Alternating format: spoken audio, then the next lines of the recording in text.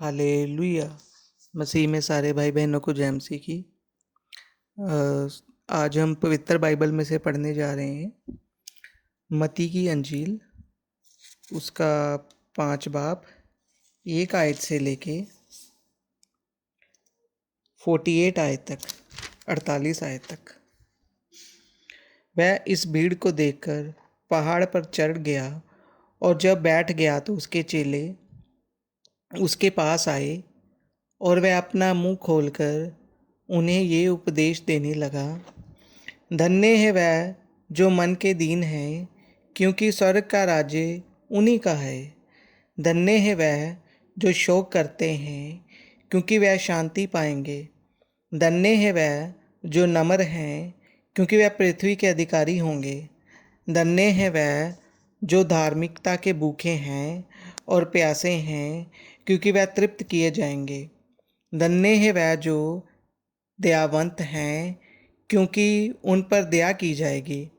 धन्य है वह जिनके मन शुद्ध हैं, क्योंकि वह परमेश्वर को देखेंगे। धन्य है वह जो मेल करवाने वाले हैं, क्योंकि वह परमेश्वर के पुत्र कहलाएंगे। धन्य है वह जो धार्मिकता के कारण सताए जाते हैं, क्योंकि स्वर्ग का राज्य उन्हीं का है।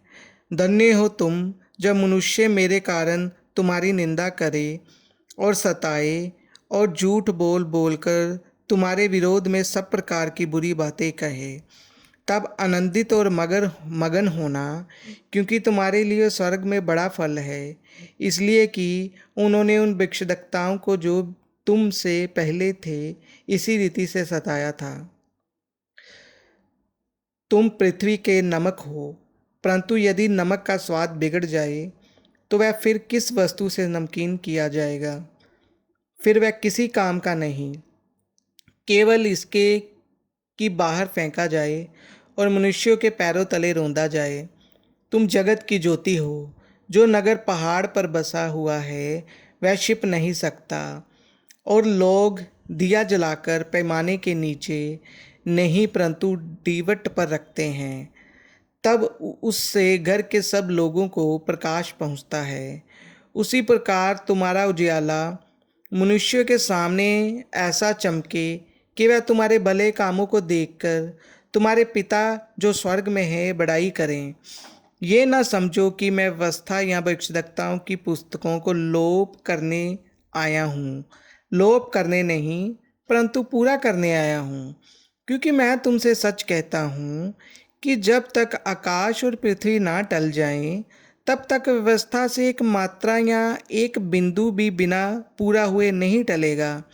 इसलिए जो कोई इन छोटी से छोटी आज्ञाओं में से किसी एक को तोड़े और वैसा ही लोगों को सिखाए, वह स्वर्ग के राज्य में सबसे छोटा कहलाएगा। परंतु जो कोई उन आज्ञाओं का पालन करेगा और उन्हें सिखाएगा, वही स्वर्ग के राज्य में महान कहलाएगा। क्योंकि मैं तुमसे कहता हूँ कि यदि तुम्हारी धार्मिकता शास्त्रियों और फरीसियों की धार्मिकता से बढ़कर ना हो तो तुम स्वर्ग के राज्य में कभी प्रवेश करने ना पाओगे। क्रोध और हत्या। तुम सुन चुके हो कि पूर्व काल के लोगों से कहा गया था कि हत्या न करना, और जो कोई हत्या करेगा वह कचहरी में दंड के योग्य होगा।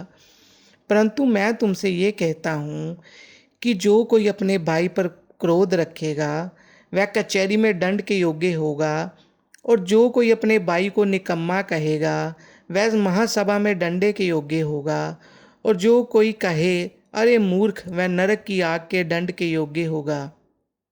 इसलिए यदि तू अपनी भेंट वेदी पर लाए और वहां तू स्मरण करे कि तेरे भाई के मन में तेरे लिए कुछ विरोध है, तो अपनी भेंट वहीं वेदी के सामने छोड़ दे और जाकर अपने भाई से मेल मिलाप कर, और तब आकर अपनी भेंट चढ़ा। जब तक तू अपने मुद्दई के साथ मार्ग ही में है, उससे झटपट मेल मिलाप कर ले। कहीं ऐसा न हो कि मुद्दई तुझे हाकिम को सौंपे और हाकिम तुझे सिपाही को सौंप दें और तू बंदीगृह में डाल दिया जाए। मैं तुमसे सच कहता हूँ कि जब तक तू कोड़ी कोड़ी भर ना दे, तब तक वहाँ से छूटने ना पाएगा। व्यभिचार। तुम सुन चुके हो कि कहा गया था व्यभिचार ना करना, परंतु मैं तुमसे ये कहता हूँ कि जो कोई किसी स्त्री पर कृदृष्टि डाले वह अपने मन में उससे व्यभिचार कर चुका। यदि तेरी दाहिनी आँख तुझे ठोकर खिलाए तो उसे निकाल कर फेंक दे, क्योंकि तेरे लिए यही भला है कि तेरे अंगों में से एक नष्ट हो जाए और तेरा सारा शरीर नरक में ना डाला जाए। यदि तेरा दाहिना हाथ तुझे ठोकर खिलाए तो उसको काट कर फेंक दे, क्योंकि तेरे लिए यही भला है कि तेरे अंगों में से एक नष्ट हो जाए और तेरा सारा शरीर नरक में ना डाला जाए। तलाक। ये भी कहा गया था, जो कोई अपनी पत्नी को तलाक देना चाहे तो उसे त्यागपत्र दे। परंतु मैं तुमसे कहता हूँ कि जो कोई अपनी पत्नी को व्यभिचार के सिवा किसी और कारण से तलाक दे तो वह उससे व्यभिचार करवाता है, और जो कोई उस त्यागी हुई से विवाह करे वह व्यभिचार करता है। शपथ। फिर तुम सुन चुके हो कि पूर्व काल के लोगों से कहा गया था, झूठी शपथ ना खाना, परंतु प्रभु के लिए अपनी शपथ को पूरी करना।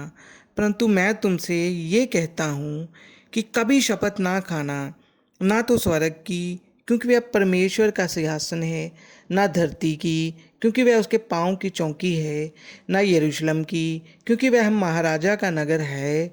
अपने सिर की भी शपथ ना खाना, क्योंकि तो एक बाल को भी ना उजला ना काला कर सकता है, परंतु तुम्हारी बात हाँ की हाँ या नहीं की नहीं हो, क्योंकि जो कुछ इससे अधिक होता है वह बुराई से होता है। प्रतिशोध। तुम सुन चुके हो कि कहा गया था, आँख के बदले आँख और दांत के बदले दांत। परंतु मैं तुमसे ये कहता हूँ कि बुरे का सामना ना करना, परंतु जो कोई तेरे दाहिने गाल पर थप्पड़ मारे उसकी ओर दूसरा भी फेर दे। यदि कोई तुझ पर नालिश करके तेरा कुर्ता लेना चाहे तो उसे दोहर भी ले लेने दे। जो तुझे कोस भर बेगार में ले जाए तो उसके साथ 2 कोस चला जा। जो कोई तुझसे मांगे उसे दे, और जो तुझसे उधार लेना चाहे उसे मुंह ना मोड़। शत्रुओं से प्रेम। तुम सुन चुके हो कि कहा गया था, अपने पड़ोसी से प्रेम रखना और अपने बैरी से बैर। परंतु मैं तुमसे ये कहता हूँ कि अपने बैरियों से प्रेम रखो और अपने सताने वालों के लिए प्रार्थना करो, जिससे तुम अपने स्वर्गीय पिता की संतान ठहरोगे, क्योंकि वह भले और बुरे दोनों पर अपना सूर्य उदय करता है और धर्मी और अधर्मी दोनों पर मेह बरसाता है। क्योंकि यदि तुम अपने प्रेम रखने वालों ही से प्रेम रखो तो तुम्हारे लिए क्या फल होगा, और क्या महसूल लेने वाले भी ऐसा ही नहीं करते? यदि तुम केवल अपने भाइयों ही को नमस्कार करो तो कौन सा बड़ा काम करते हो? क्या अन्य जातियां भी ऐसा नहीं करती? इसलिए चाहिए कि तुम सिद्ध बनो, जैसा तुम्हारा स्वर्गीय पिता सिद्ध है। आमीन।